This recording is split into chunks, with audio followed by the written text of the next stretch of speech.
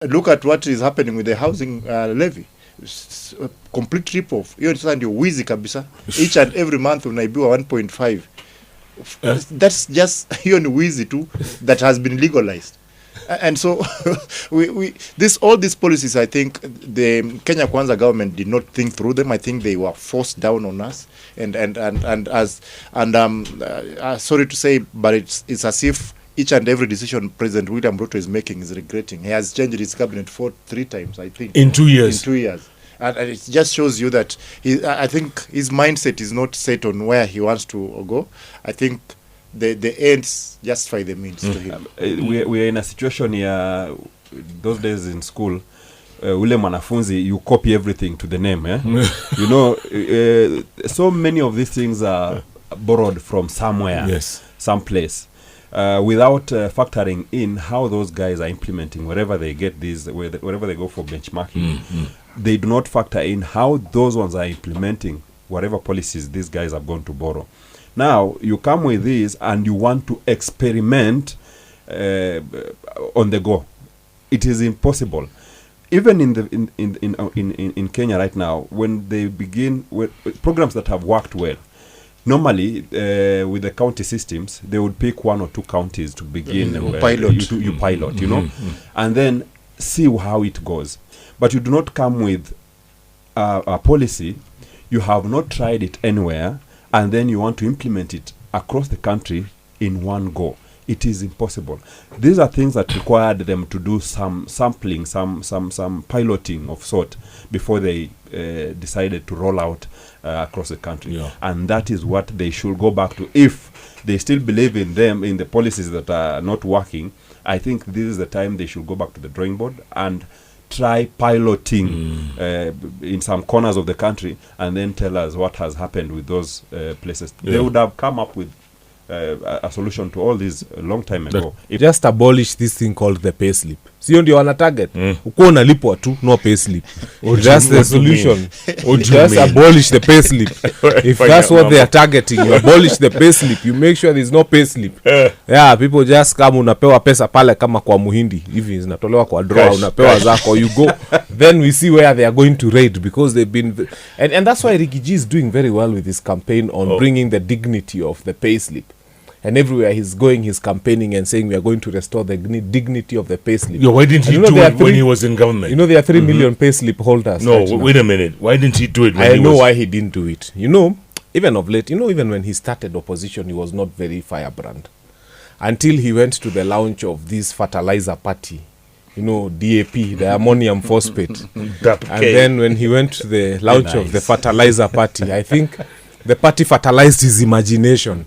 And he started giving ICBMs, intercontinental ballistic missiles. Everywhere it was chwa, boom, chwa, boom. Akiachilia tu. It was just ballistic missiles everywhere. So I think Rigiji has benefited a lot from the launch of that party. He's fertilized his imagination. But right now, just abolish the payslip. The countries around us are using common sense. They are saying, as a country, we cannot continue raiding on the pay slips of people. But we have tourism. If tourism gave us 10 shillings, for crying out loud, this year it should give us 18. Coffee gave us 12 shillings. How do we make 25 shillings? There is no leadership. These guys are just... I've never seen people who are so lost and who lack... How do you wake up and you have no idea about how a country can make money other than taxation? This is what is hurting this economy. And then... for every 10 shillings a Kenyan earns, they spend about 5 shillings in China. Because shati ni ya China, kila kitu ni ya China, even underwear is coming from China. So the bulk of the money we make here, then we end up spending it elsewhere. I was telling someone, for example, you look at the cost of animal feed. Simple things like chicken feed, a pig meal, for example. The thing that makes it very expensive is soya. Because that is the only source of protein. Now, Kenya needs 150,000 metric tons of soya.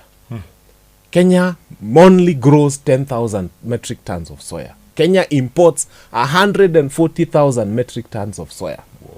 and that a kilo of soya is about 100 shillings. Now, soya is a bean. It's a bean. It's a Ano bean. NSD? Nebosho. It just needs Is ESD?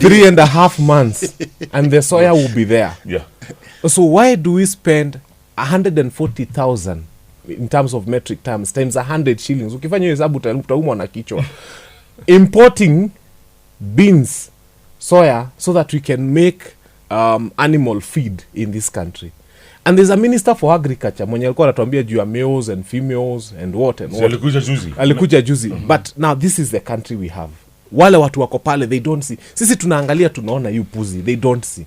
And that's why this Kenya is not going anywhere. Hata mwalimu mwenye anafunza high school ama primary anapeleka mtoto wake private. Yeah. Anafunza public school. Yeah. You see? So wewe ni daktari, but you cannot take your loved one to a public hospital. You take him or her to a private hospital, because literally public institutions are dead. And like Ruto says, those people who we are tasked with them trying to make our lives better are benefiting from each and every decision that they are making. I'm sure right now housing levy has made billionaires out of Kenya. There are billionaires that have literally made their money from housing levy.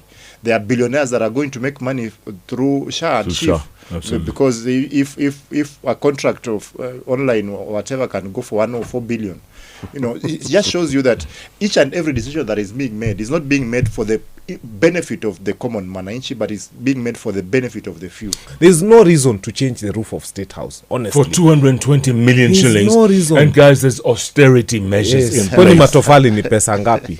Nama hiyo flat roof wameweka huko juu. Now it looks like an Airbnb. That place is really ugly. We can't continue. It's sad. I don't know. Yani kuna mtu tu alipanga line asubuhi, akaenda kwa kura, akaangalia, akasema William Ruto. And there are 7.1 million of them. And more to do change that. BVR. Yes. Badala ya kuangalia kama ni wewe, inaangalia kama uko na common sense. If there was a common sense measuring machine, we need it for the next election.